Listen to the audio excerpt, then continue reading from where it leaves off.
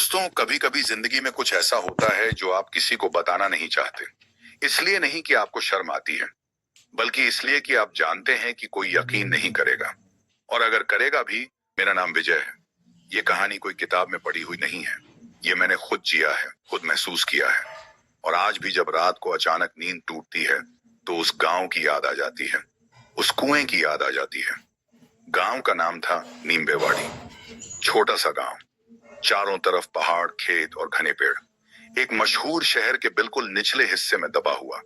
बाहर से देखने पर बहुत शांत लगता था, हरा भरा, सुकून देने वाला। लेकिन उस शांति में कुछ अजीब था। जैसे किसी ने उस गांव पर चादर डाल रखी हो और उस चादर के नीचे कुछ सांस ले रहा हो। मेरी नई नई नौकरी लगी थी, एक बिल्डर की कंपनी में मार्केटिंग का काम। नीम्बेवाड़ी में जमीन की प्लॉटिंग चल रही थी, इसलिए मेरा वहां जाना तय हुआ। मैंने सोचा, काम भी होगा, गांव भी घूम लूंगा। बस इतनी सी बात थी। लेकिन जो हुआ, उसके लिए मैं तैयार नहीं था। वहां ऑफिस के पास एक छोटी सी दुकान थी। शाम को चाय पीने गया तो वहां एक लड़की मिली। नाम था सुरभि। उसी गांव की थी, कम बोलने वाली, लेकिन आंखों में एक अजीब सी गहराई थी। जैसे उसने बहुत कुछ देखा हो, बहुत कुछ छुपाया हो। धीरे धीरे हमारी दोस्ती हो गई। और फिर एक शाम उसने वो बात बताई जो शायद उसने सालों से किसी को नहीं बताई थी। उसने धीरे से कहा, दादा, आम विस्तीर्णम, हमारे गांव के पीछे एक कुआं है। गांव वाले उसे निगलने वाला कुआं कहते हैं। मैं हंसा।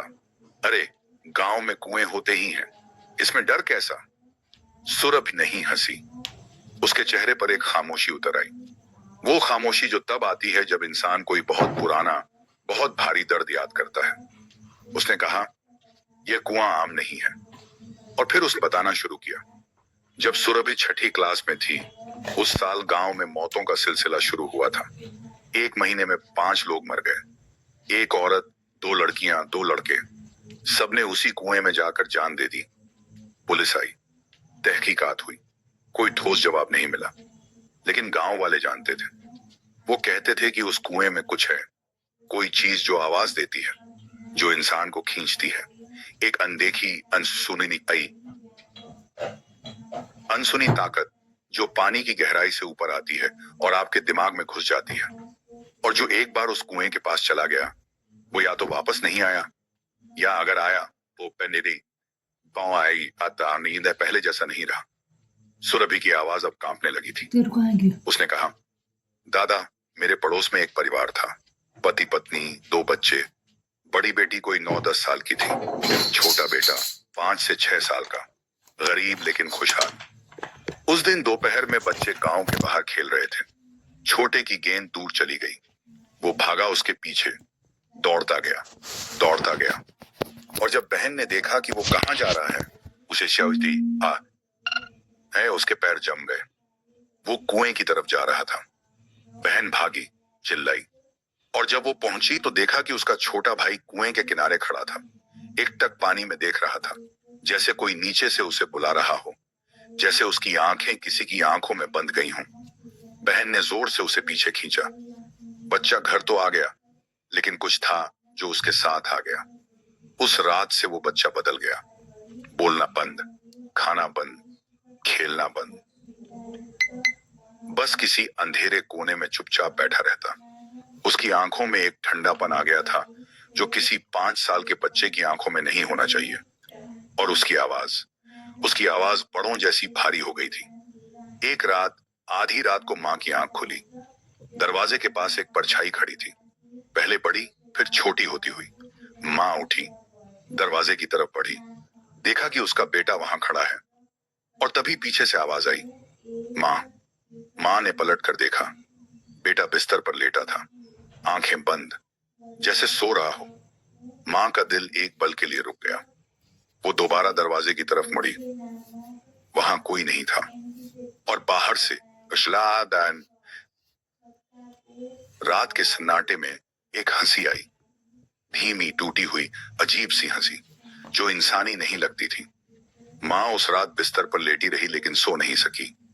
अगले कुछ दिन और बुरे थे। एक रात बच्चे ने अपनी मां का हाथ पकड़ा, इतनी ताकत से कि वो चीख पड़ी। उस 5 साल के हाथ में किसी बड़े मर्द जितनी ताकत थी। उसने मां की तरफ देखा, आंखें लाल, दांत किटकिटाते हुए, और एक भारी आवाज में बोला जो उसकी नहीं थी, हाथ लापलास माज्या अंगाला, तुझी हिम्मत कशी झाली। मां वहां से भाग गई। साधक के पास गए। उसने देखकर कहा, इसमें 2 आत्माएं हैं, एक औरत की, एक मर्द की। वो इस पर कब्जा करना चाहती हैं। उसने भस्म दिया।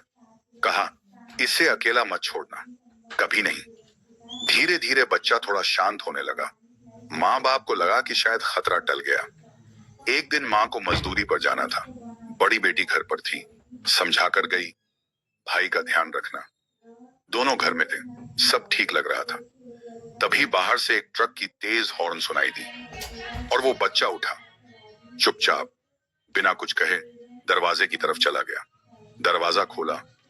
बहन कुछ समझ पाती उससे पहले वो सड़क की तरफ दौड़ रहा था। बहन भागी उसके पीछे, चिल्लाई, लेकिन वो रुका नहीं। सड़क के किनारे खड़ा हो गया, आंखों में वही लाल चमक, चेहरे पर एक अजीब खामोश मुस्कुराहट। सामने से ट्रक आ रहा था। उसने एक बार मुड़कर अपनी बहन की तरफ देखा और मुस्कुराया। वो मुस्कुराहट उसकी नहीं थी। अगले पल एक तेज आवाज, ब्रेक का चीखना, और फिर सन्नाटा। गांव में कहते थे, कुएं ने फिर से बलि ले ली। सुरभि ने वो कहानी खत्म की और चुप हो गई। उसकी आंखें नम थीं। उस रात मैं गांव में ही रुका था। खाने के बाद मैं थोड़ा बाहर निकला और दूर उस कुएं की तरफ नजर गई। हल्का धुआं उठ रहा था, परछाइयां हिल रही थीं। शायद मेरा वहम था, शायद नहीं। मेरा वहां से तबादला हो गया।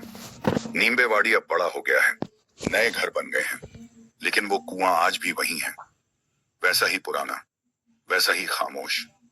और उस खामोशी में आज भी कुछ सांस लेता है, इंतजार करता है। क्योंकि कुछ कुएं खाली नहीं होते, उनका पेट कभी नहीं भरता।